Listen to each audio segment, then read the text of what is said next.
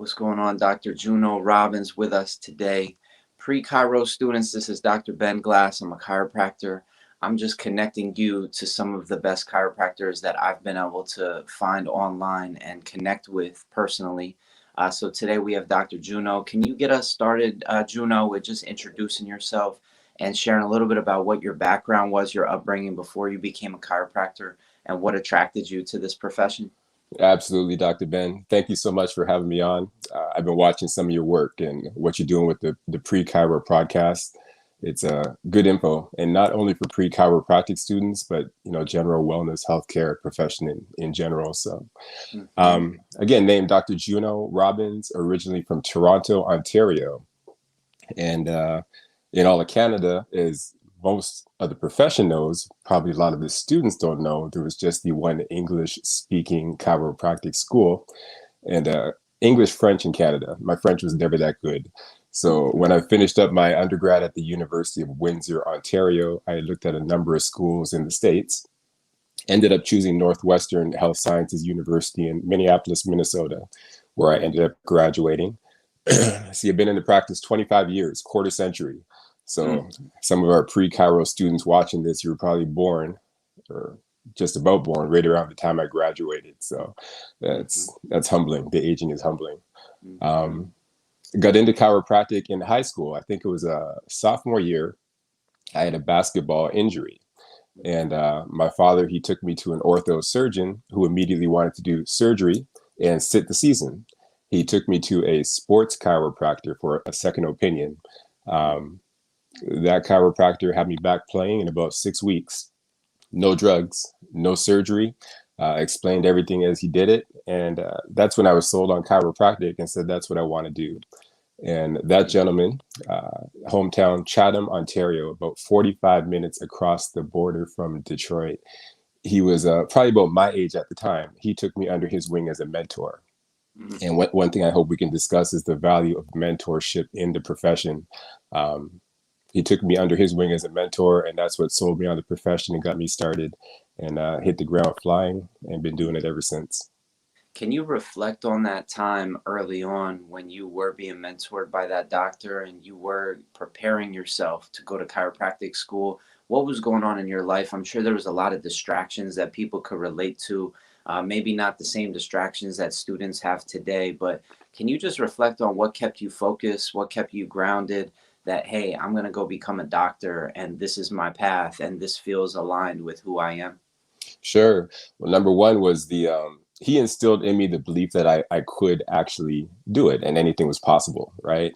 So often when we're growing up, I come from a very middle class background, very blessed. Both my parents were teachers, but was always a mentality of just enough. There was always a mentality of, well, it was very, very status quo, so to speak. Um, One value of the mentorship was to open the world up that whatever it is you want to do, if you pursue it consistently, chip away at it one little piece at a time, you will eventually get there. It was very valuable to see somebody who I could relate to and resonate with, that had walked the path before me. I remember thinking, this gentleman was a business owner.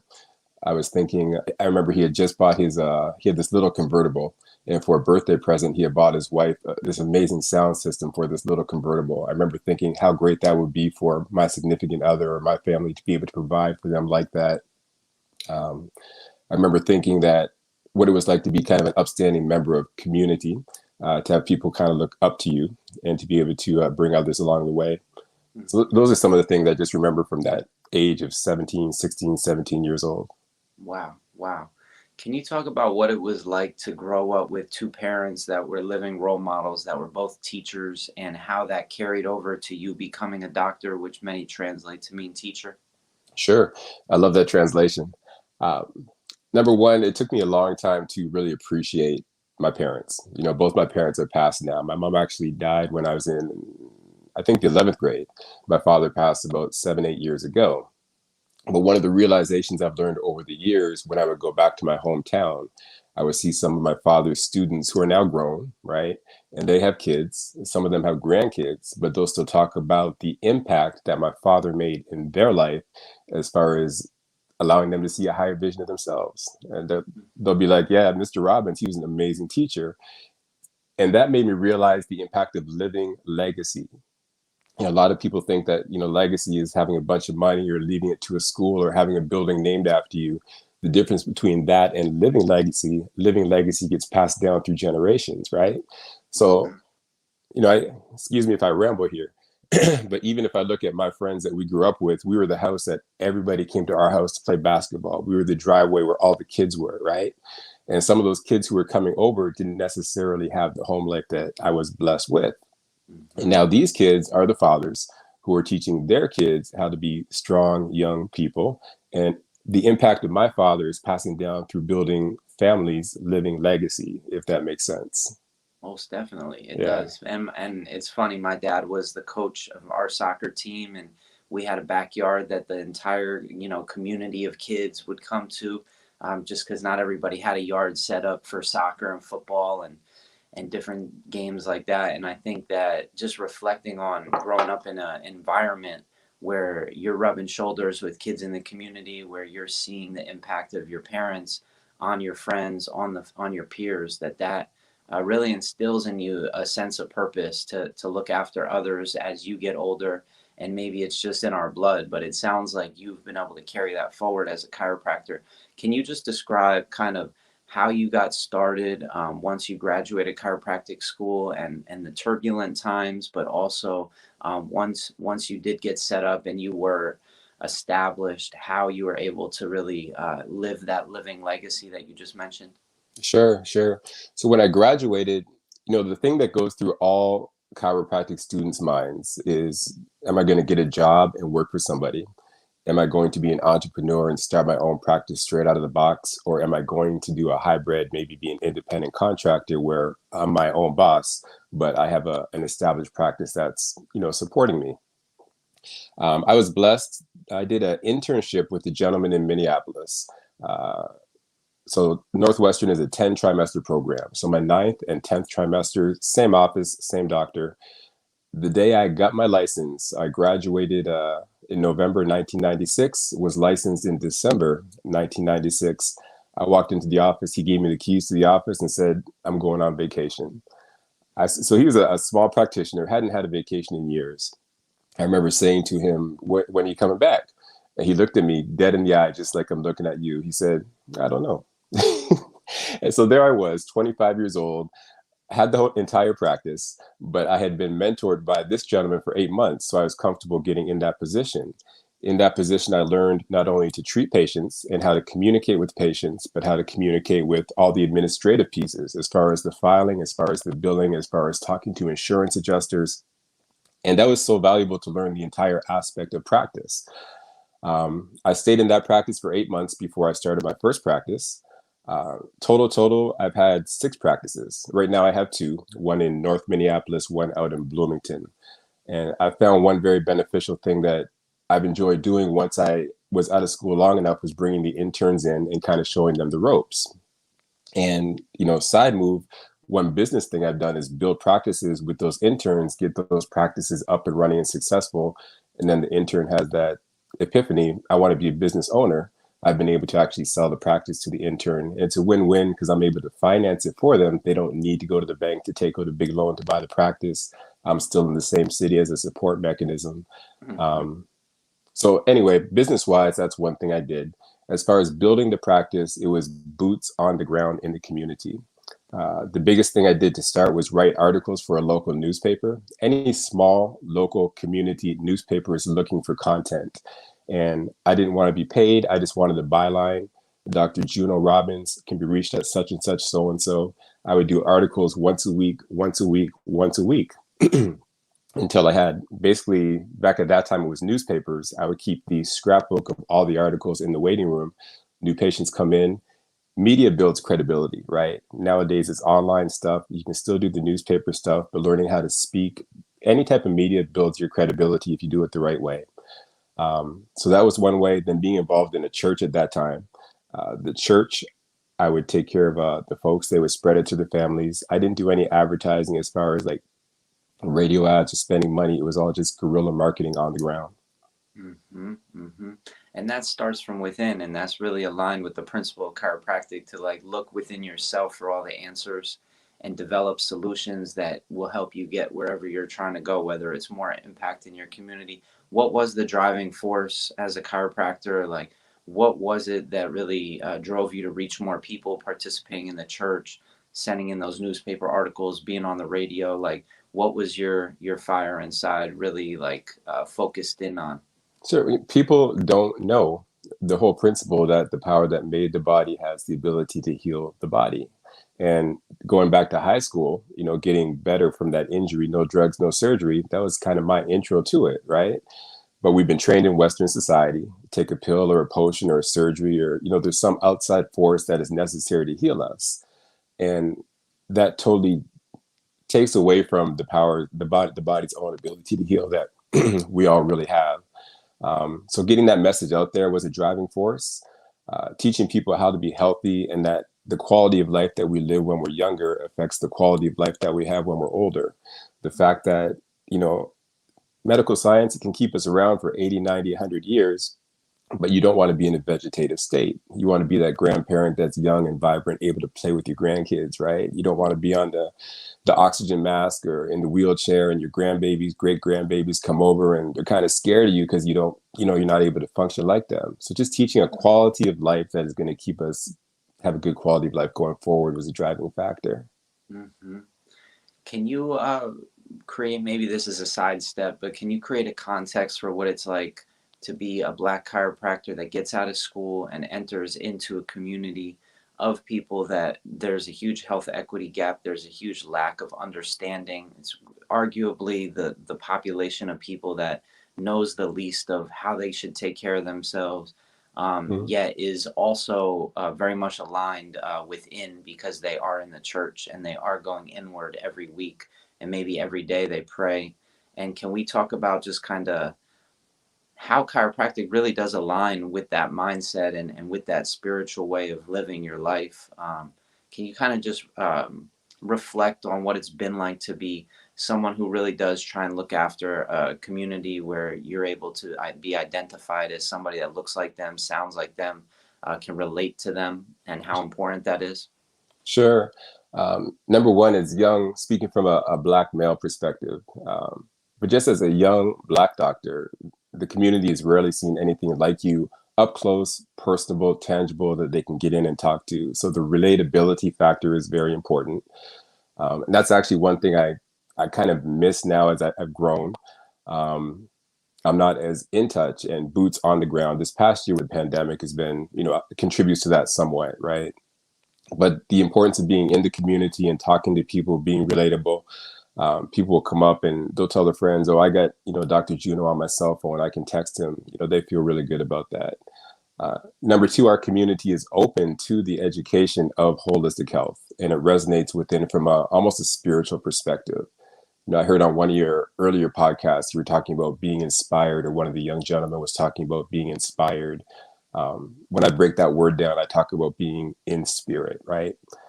And at the core essence, regardless of religious belief, we are spiritual beings with a physical existence. So when you hit something spiritual that resonates deep within and you connect that with people, they'll relate to you and they'll follow what you teach, right?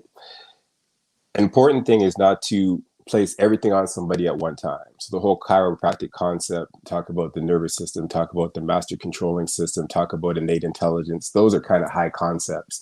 But if you break it all the way down and talk about one or two better things they can do every day, or how they may not need to take this particular medication, or why high blood pressure is a big one in our community, why high blood pressure actually affects the cardiovascular, the heart attack, stroke. If you break it down step by step, people relate to it, right?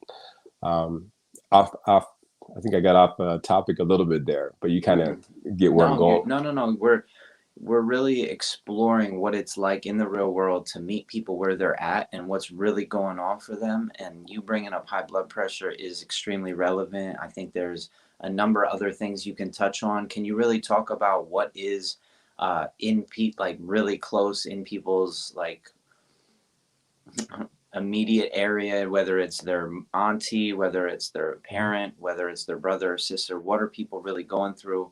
and how can we help them as chiropractors in a way that maybe they didn't know was an option or didn't know was available to them? Sure. One thing as a chiropractor is the rapport that we build with our patients, right? A lot of people go to a medical doctor and it's here's the script, here take the meds, come back and see me in a month. If it doesn't go away, give a call, right?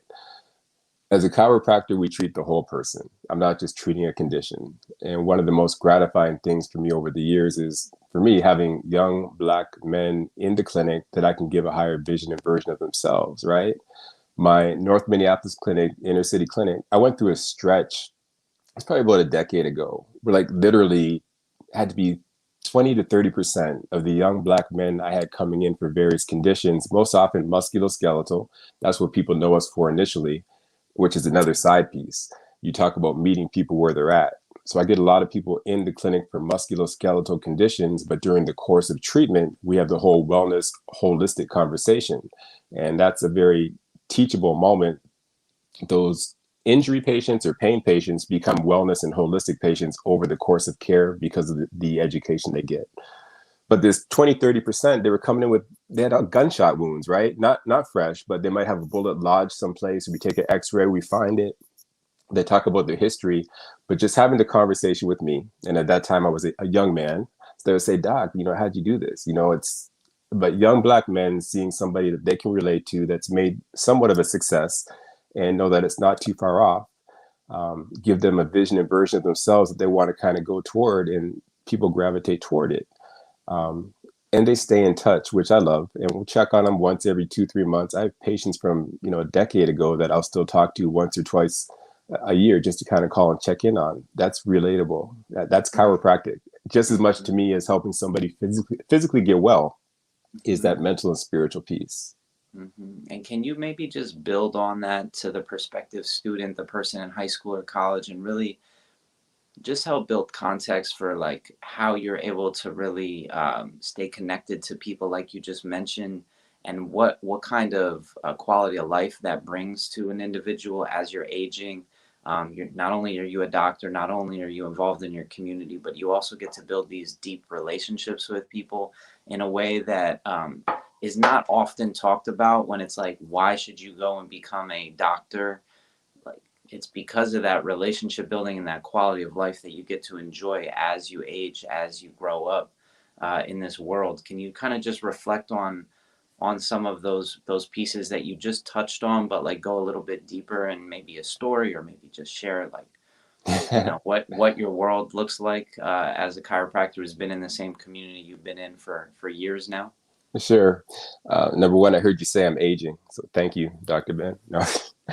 We all are. I'll tell you a funny story. So a couple of years ago, I was in the parking lot at Walmart, local Walmart in Brooklyn Park here in Minnesota. And in the distance, I hear this voice, Dr. Robbins, Dr. Robbins. And I turn around. It was one of my very first patients, like 20 something years ago. And at that time, she had probably a three-year old, 2, 3, 4-year-old. This little kid was just adorable, would run in and out of all the patient rooms while this patient was in the clinic. He was like our clinic baby. So she walks up to me. She gives me a big hug. I haven't seen you for so long. And then I hear this deep voice behind her. It's like, hey, Dr. Robbins. It's this kid. He's like grown. He's like 6'1", got hair on his face. I'm like, I am getting old. I have been in practice a long time, but that was just a really cool story about the effect that we have in people's lives. And, that kid remembered me from being that young and coming around the clinic. And she was so grateful for the time we spent at that clinic helping her. But you talk about community, you talk about impact, you talk about legacy, you talk about all those different kind of things. Um, that's just one story that comes to mind straight off. I don't know. It's been a blessing to be in practice 25 years. What I will share is the context of practice changes over time. And I'm at a point right now where I'm kind of transitioning from everyday treating doctor to more of a managing owner or a managing partner of the clinic. And it's kind of, I'm trying to feel it out as I go. And I had this conversation with my associate just this past week, and he's bringing all these new ideas to the table. And I have to be conscious of being open to these new ideas, number one, recognizing where he is in his career, wanting to get in and really treat patients a lot, recognizing where I am that being in practice so long, I enjoy the relationships of practice now. I enjoy being out in community, talking to people. I enjoy running a business. Um, so again, I keep going on these tangents, but you kind of get one thing about chiropractic that I want to share with the prospective students is that it's a way to live life by design. My wife used to always say this, and it was years until I realized that we were really doing it. I have friends that practice pediatric chiropractic. That's all they work with. I have friends that do primarily nutrition. I have friends that have morning practices. So out in the suburbs, they catch the folks before they used to come downtown pre-pandemic. Pre-pandemic, their office hours would be 6 a.m. to 9 a.m. Then they would catch them on the way home from 4 p.m. to 6 p.m. I have friends who simply manage a practice that, they're on the phone, they're on the computer, they're doing email while the practice runs. I Mhm. have friends that are associates. It doesn't matter what you like to do, what kind of hours you want to keep. There's a way to live your life by design as a chiropractic practitioner, helping community and building a life for you that is the hours and area you want to be. Mm-hmm. No, that's real, and that's just touching on the number of diverse ways that you can be expressive as a chiropractor. Can you talk about what's like most passion, like what you're most passionate about as time has developed? You've written a book. Can you reflect on why you wrote the book, what the book is about, what the inspiration was for, and just kind of where you're at these days? Because once you write one book, I'm sure you're consistently writing, and maybe just reflect on the importance of writing. Yeah, it's I love to write. And at this point in my life, just like I was 25 years ago, I just have this inner desire to kind of help and share knowledge and help people. So the book you're referring to, it's actually called 121 Tips on Raising a Child of Color. And that was co-written with my father, a retired educator up in Canada. And he came up to visit me one weekend in Minneapolis. This is after I was in practice. And we're just talking about childhood growing up. And he's given all these jewels. I mean, just wisdom. My father was like wisdom personified. And I looked at him, I said, Dad, this is a book right here. So we spent a weekend just jotting down all these ideas. That's where the book came from. Mm. And we did well with it, got in Barnes and Noble, did a little book tour, all these kind of things. I still sell probably 50 copies a year, just people that have had past copies or want to buy a new copy for their kids or their grandkids, those kind of things. One conversation we had initially, my father was very global, very international, so to speak, was whether to include the term raising a child of color. What's the difference between raising a child and raising a child of color? And the truth is, there's not a ton of difference in the core principles, but people relate most to that which is familiar to them. And my father and I, we really recognized the need within our community, and by no means saying that we were, be all and end all or had the knowledge of it, but the core principles in this book. Um, and it's set up as an easy to read tip book with self introspective questions where the parent or guardian reads one side, this particular parenting tip. The other page is, am I doing this to the best of my ability for the betterment of my child or my whoever I'm taking care of type of thing. Um, and it hit. I enjoyed the talks. I enjoyed speaking. I enjoyed the dialogue that it would spark. Mhm. Going forward, there's definitely another book in the works here as I kind of graduate out of day-to-day practice. I think I'll get into more speaking, more writing. I enjoy it because when you share an idea, the greatest beauty of an idea is its indestructibility. Ideas are forever, and ideas are like seeds that you plant. You don't know where they're going to take root, but when they grow, they grow. Um, and just one from this podcast, our little talk right here, one person might listen, get one idea. That might be the spark for them that makes them the next, who knows what. The greatest thing is going to help so many people. So that's just cool to me. Yeah. No, it's major. It's major.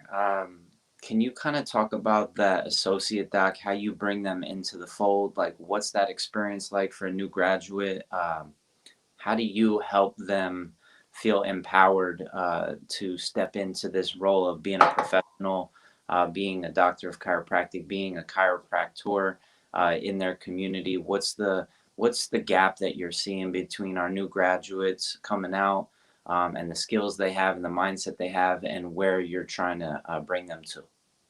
Sure. One piece of advice I'll give to the students or those coming out, when you're seeking mentorship, you as the mentee oftentimes need to initiate that mentorship. Um, we're kind of raised in Western society, and I'm not saying this in a negative way at all. It's kind of we do have a privilege type mentality that people are supposed to give us certain things, right? But in my experience mentoring, so it's always been, I'll select a few students at the school. I go by the school, once a year and kind of see folks, see who has the potential. But most of my interns have come to me and said, "Hey, Doc, can I intern with you? Hey, Doc, can you be my mentor?" I used to sit as the mentorship chair for the American Black Chiropractic Association. And I would get calls from all over the country, but it was difficult for me to keep up with everybody who called. But those who I consistently mentored were those who consistently called me. Doctors are busy. It's a busy life. As a student, I didn't realize that. I remember I had one doctor through the American Black Chiropractic Association who told me he was going to do, these things, keep in touch. He never kept in touch. And I was salty, right? I was like, man, why didn't this dude keep in touch with me? And now as a practicing doctor, I realized he was busy. He has his family, he has his practice, he has his own stresses, whether it's financial, whether it's personal, whether it's spiritual, whatever. It should have been my job to keep up with him, not his job to keep up with me. Okay. So put that piece out there right now. If you're looking for a mentor, go get it. If you're looking to do an internship, go get it. Don't expect these people to find you. Um, every old, what do they call it, cliche is rooted in some truth. So the squeaky door gets the oil. Look, these kids watching this, they probably never heard that, right? But you put oil on that door. If it's squeaking, you're going to put oil on that door. As far as bringing the interns in, I teach them basically in three different phases. So the first is just to get comfortable with the office, see what resonates to you. Okay. The second is in actual techniques, as far as this is how we treat the patients. These are the therapies we do. These are the adjusting techniques. The third is how to communicate. You can have this beautiful message, but if you can't communicate it simply, if you can't communicate it clearly, and every personality doesn't get the same communication. Your CEO that comes in who's pressed for time is not going to get the same reported findings as the little old grandmother who sits at home all day and doesn't have anybody to talk to, right? One needs more love, one needs more caring, one needs to know the facts and get out the door, right? So these are things that you learn through everyday practice. Mm-hmm.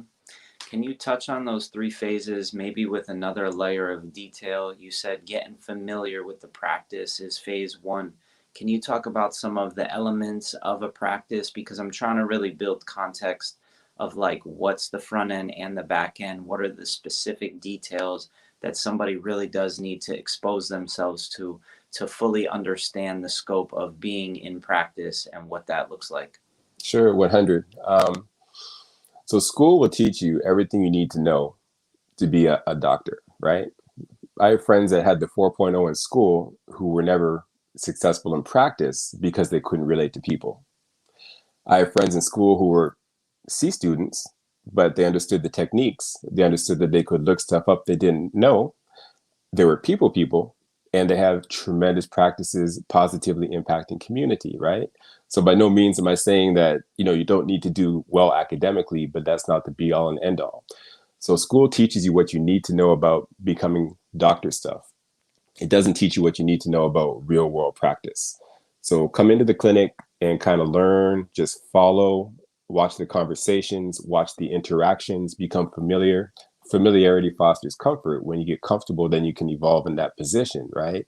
So that's number one, just get in and, get comfortable, see what actually happens. I tell my interns and my new doctors when they come in, which you may or may not agree with this, but we're basically in practice for three reasons, right? Number one is to help people, right? I say we got to help people. Number two, you want to protect yourself. So do the proper notes, do the proper screening exams, search for those red flags. If it doesn't feel right, if something is off about this particular situation, listen to that instinct, okay? And finally, make a good living for ourselves, right? It doesn't do any good to help all these people, but not have a good living for yourself. Mm-hmm. One thing I've learned over time is balance, right? Oftentimes coming out of school, these chiropractors, young kids coming out, it's a numbers game. It's, man, I need to see, if I see this many patients, then I'm a success. I have friends that will see so many patients, but they're not working on the back end, the business end. They're not collecting what they should collect from these patients. So they're working so hard and they have nothing for themselves, right? Mm-hmm. Um, The business aspect of chiropractic is learnable. I remember my first practice, real world example. Um, got out of school. We got a business loan. I had a business partner at the time. I took out this loan. 50 grand is what the loan was. We had a new practice with all the bells and whistles. So all brand new equipment, high level stuff, with beautiful big staff, everything. And we came out of the gate, and within 3 or 4 months, we were doing very well. But our overhead was also doing very well. And by very well, I don't mean in a good way. So we were collecting this certain amount of money. Let's say it's what, 30, 40 grand a month, right? But my overhead, 30, 40 grand a month, what did I have in my pocket at the end was as if I didn't see anybody. So one thing I've learned over time is to keep the overhead low as a business owner. Um, Quality over quantity. It's not the number of patients I see, it's the quality relationships of those patients I see. With what I see, I have a certain piece that's kind of set aside that we consider it charity, which we'll give away, right? I never turn anybody away on the basis to pay, but I'm not filling my practice with people who don't have the ability to pay. Hmm. Make sense? Absolutely. Yeah. Absolutely. And I love being in agreement with the people that I'm in conversation with in these discussions, but you pre-framed three simple and amazing things with you might not agree with me. And I think that a lot of the times chiropractors don't agree on certain things. There was nothing that I didn't agree with there, but can you just touch on the culture of chiropractic and what you've observed within the profession of us not focusing on that which we agree on and that we can see as a common thread in our understanding, Nice. but instead spend time on what our differences are and how that may lack forward progress? That's a great question, great point. Um, like anything, we're not a monolithic profession, right? Just kind of like Black folks, right? Sometimes people will say, why don't Black folks get together and do this, the other? And yes, we have, common goals, but Black people or people of any other race for that example are not a monolithic people. Some love the arts, some love, the sports, some love the academics, and some have this approach to a certain goal. So within the chiropractic profession, there's always this argument of, therapies versus straight chiropractic versus the power of the adjustment. What does the adjustment actually do? What is chiropractic?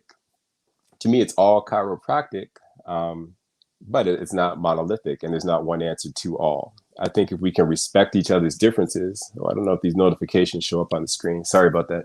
Nope. Um, if we respect each other's differences, but have the common goal with the chiropractic is an art, it's a science and a philosophy. The philosophy is drug-free healthcare. The body has the ability to heal itself. We kind of help it along its way. We can all agree on that. What's the best way to do that? I don't know. Within my community, within my practice, I can spread that wellness message without bashing, without down talking another chiropractic technique. So long as the individual practitioner or the individual philosophy has that initial tenet of drug-free healthcare, the body has the ability to heal itself. We're moving along the way. We're on the same page with the same conversation, maybe different page, same book. Again, we Mm-hmm. don't need to bash each other in our particular techniques in order Mm-hmm. to uplift one. You have a candle in a room, right? You have the candle in the room. It loses nothing by lighting other candles in the room, right? So that's what we want to do as a profession is try to light other candles without extinguishing the other candles. Mm-hmm. 100%. Can you reflect on the growth that you've seen within the ABCA in regards to its infrastructure and its impact, and also just looking at the demographic and how that might be changing, that might be getting a little bit stronger in regards to representation and diversity in the profession? Absolutely. Love the ABCA. So when I was my last trimester at Northwestern, so Minnesota is a very Western European place, should I say. So when I was in chiropractic school, there were just 3 Black students at the school. It was a very lonely existence from that perspective. So that's one of the reasons why I got so involved in community through school. Um, I remember I moved to Minneapolis from Toronto. I drove the 14, 15 hours. I got in around 7 or 8 in the morning. I had a $400 in my wallet. I needed a place to stay. Ended up near the school, which is in a place called Bloomington, Minnesota. And didn't see no folks, didn't see none of us. I literally seen a brother at a bus stop. So I pulled into the bus stop. I said, where's the folks at? He's like, I'm going to them. He was going to South Minneapolis. This is back in the day. I'm like 25, 22 years old. I'm like, get in, I'll take you there. So he took me to an area that had more diversity than where I was. But the ABCA, long story short, so that 10th trimester, the ABCA had a conference. First time I had seen a group of people looking like me that were chiropractors and becoming chiropractors. I've been involved with the ABCA ever since. The ABCA has had ebbs and flows. It's been stronger, it's been weaker. Right now, it's super strong and it's growing. You know, the ABCA leadership right now, Dr. Michaela Edwards is fantastic. She has a vision for the organization, and she has the organizational capability to bring that vision to fruition. The past couple presidents before her were amazing. Um, it's strong and it's necessary. And one thing about an organization like that, it's a volunteer organization. People need to recognize.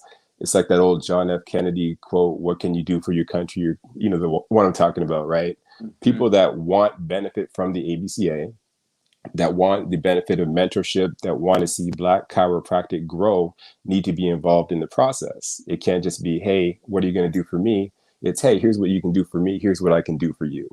So, Mhm. you know, I've Mhm. spent 25 years in numerous positions, from vice president, executive board member, communications chair, mentorship chair. You know, I'm kind of at that age now where I'm, you know, phasing out of that organizational, but still there as a listening ear and contribute what I can from a Mhm. mentorship perspective. But, Mhm. you know, nothing but praise and appreciation for the ABCA. What do you think the ripple effect would be with having more Black chiropractors who are successful in practice show up in communities around the country, even around the world? What would that do to really help our communities, and why do we really need Black chiropractors so badly right now? Yeah, simple phrase, exponential growth. You see more successful Black chiropractors in communities, you're going to have more young people wanting to become chiropractors. More young people becoming chiropractors means more people get served. More people get served means the community gets healthier, right? And it's like an exponential effect. And once it starts growing, it keeps growing. Simple. That's a beautiful answer. I love it. And it just touches on something. There's an essay that I recommend any viewer go find on your website. If you could just share what the website was, what that essay is really about, of applying the big idea of chiropractic to our communities, and really it expands on what you just eloquently versed right there. But can you kind of just talk about the like how awake you are to the impact that one adjustment can have on one person, specifically in a community that is lacking access to resources, and maybe not lacking access in a sense, but just not knowing where the resources are and where they can find them? Sure. Let's see, I think you're referring to it was let's see, might be on the drjuneaurobbins.com website, which I need to do more with. So I hope if people visit it, drjuneaurobbins.com, don't be upset that it hasn't been updated lately. I've been busy. But basically the concept is that you affect one and that one affects others. As those others affect one, it affects others, and the growth continues to grow. Um, and I can't remember exactly how that essay goes. I think I might have wrote it quite some time ago, but you know, again, it's the power of an idea becoming a seed. That seed hits the ground and grows. As it grows, matures, it drops other seeds. Those seeds grow, and it's just an exponential growth effect. Hmm. I'll just share really quickly one of my solutions that I believe had a bunch of creativity infused in it, but also practicality. And just recognizing that there are such things as food deserts, that there are communities that have all that they need to be healthy and to be well. I just drafted this idea. So back in the 90s, there was a movie called Friday. There was a ice cream truck driving around the neighborhood in that movie, where the guy was distributing resources to his community beyond just the ice cream. His name was Big Worm.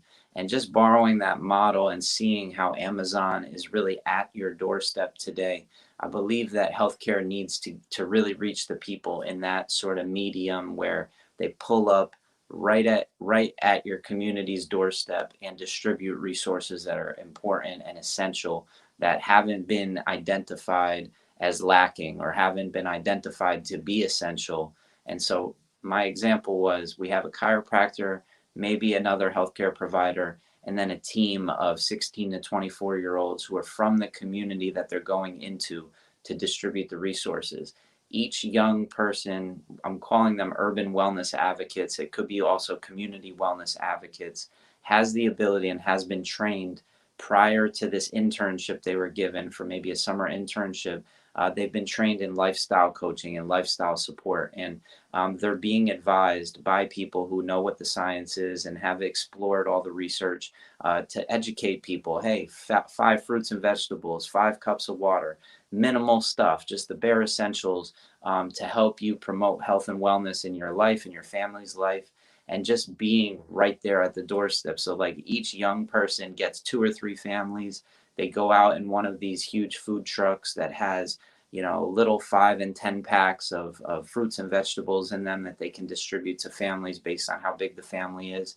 And there's a water filter hooked up that they can fill up the water jug, and also just distribute, whether it's movement education or chiropractic care or lifestyle counseling, just provide that level of support on the ground in the community. I think it would do a lot to just shift the narrative of how that community views health, and also just the premise that you don't need to be wealthy to be healthy, I think needs to permeate through people's sort of through the fabric of our poorest communities, and really just show them, hey, these are where the green spaces are at. This is where the free water is at.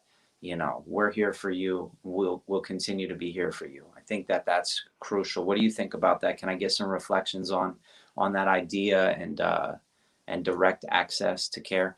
Yeah, number one, I think that's a visionary idea. I think it's a necessary idea. Um, I love it, plain and simple. It's one of those ideas where, you have the big vision. Um, do you have the time and resources to make it happen? That's kind of the gap there, right? Especially as a young father, young family, all your time is here, and you got all these immediate responsibilities, but you want to get over here. All this needs to be taken care of in order for you to focus effort here, right? But Mm-hmm. number one, I think there's grant dollars for it. I think somebody would come on in the whole health and wellness space, and if there's an organization that presented an amazing grant proposal and develop a prototype for it, and then that prototype is successful in a city region, it could probably be adopted in a state region. Once it becomes successful in a state region, then it can be adopted nationally. I think legislature would support it. So I hope you do something with that, or somebody does something with it. But Mm-hmm.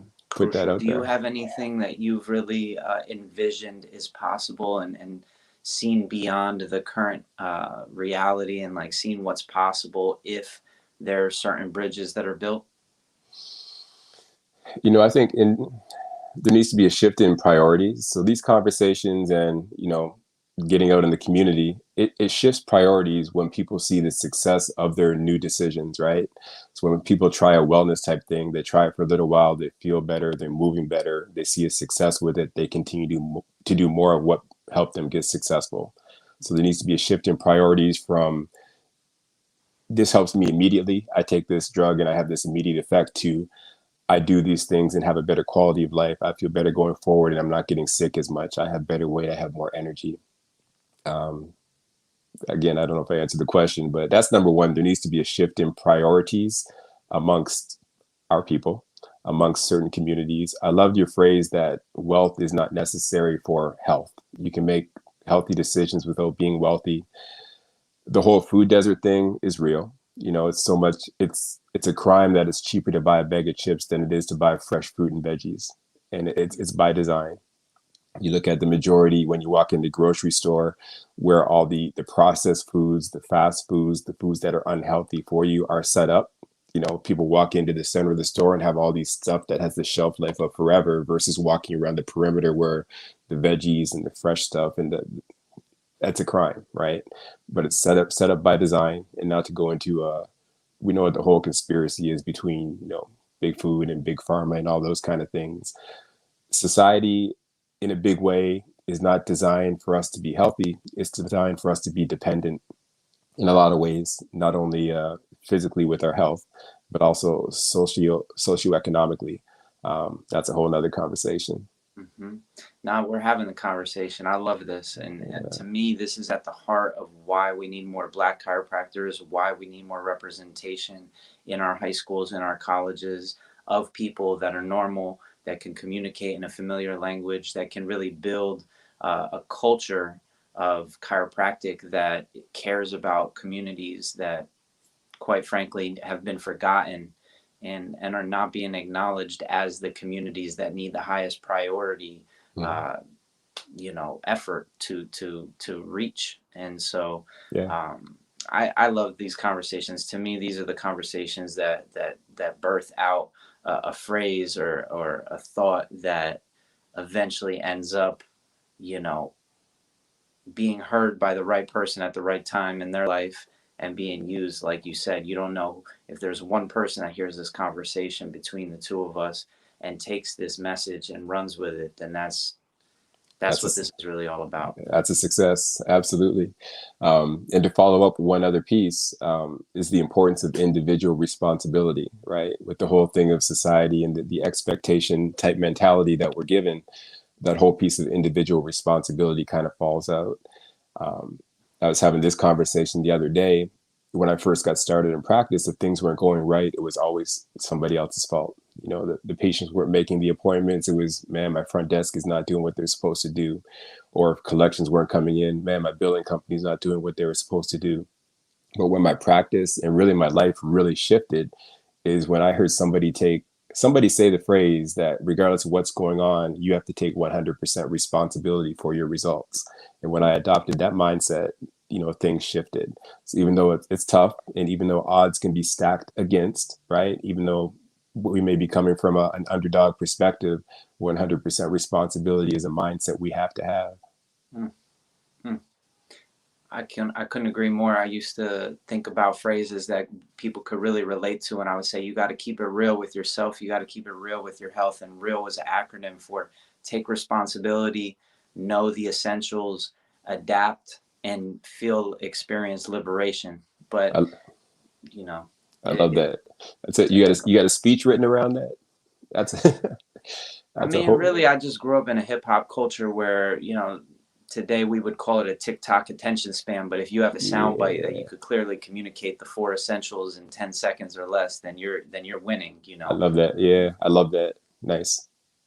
So, I mean, I think that what chiropractic taught me when I became a chiropractor more than anything was how to adapt and how to see people's possibilities, see people's potential. And I've heard you say this multiple times, is like somebody has a limited view of what's possible for themselves right now. How can you help them see beyond where they're at? And Yes. and that to me, like when I graduated, I went down to Honduras and I saw what was the most common food everybody was eating, and I just wanted to create the nutritional facts for that specific food and post it in all the different stores that it was being sold, or post it around, because I felt like that would shift the narrative or shift the consciousness. If we just changed one or two ingredients, that would be a big deal. Like people would be like, why are you putting avocado on this? Why, Yeah. what's going on? And so anyway, my point is just seeing the current situation and really seeing where are the gaps, and that's where this project came from. Yeah. Yeah. Nice. Nice. Anyway, this is about you. Let's just wrap it up. Can you kind of just share a condensed message to that high school or college student prospective person who's maybe changing careers, like why you believe chiropractic could be a path that they should consider strongly? Oh, sure. Um, speaking for myself. It's been a wonderful career. It's been a wonderful run. I love the flexibility for it, right? I love the ability to get out and help people. I love that, there's so many different ways you can practice, right? But again, the core message, the power that made the body has the ability to heal the body. We can become messengers of that particular philosophy and message. Um, Chiropractic has been around for a long time. It's not going to go anywhere, but it can continue to grow. The ability, as chiropractors, as primary care providers, it's so much more than back pain, right? A lot of people think, oh, I'm going to go to the chiropractor because my back hurts, but it's a primary care provider health discipline where you can oversee a patient's entire health care and get them where they need to go for different directions. it's just the ability to help people's lives is what you can do by becoming a chiropractor. Hmm. And where can people connect with you, Dr. Juno? I'm pretty easy to find. So it's, Facebook is just under my name, Juneau Robbins, or my email. I'll put it out here right now is drj@culturalchiropractic.com. That's my primary practice is cultural chiropractic. Dr. J is spelled just DRJ at Hmm. culturalchiropractic.com. I'm on Instagram sometimes. I'm not really huge on social media. I'm kind of old school with that. Or, but yeah, if you hit Last me up, last moment, can you just touch on why you named it cultural chiropractic? man, we just seen so many different types of culturals. It just so many different. My practices are primarily of color. Um, it just had a nice little ring to it at that time. It's been around since that practice since 2001. I'm not sure what exactly I was thinking, but it resonated with me, so I named it that. So I remember in 2001, Jay-Z came out with a song, and the punchline was, "I do this for my I do culture." this for my culture. That's my dude. Yes, that's my dude. Yeah. So anyway, I appreciate you, Juno. Have a great day, brother. Keep it Man, keep it going. it is my pleasure. Thanks so much for having me, and we'll talk soon. Absolutely. All right.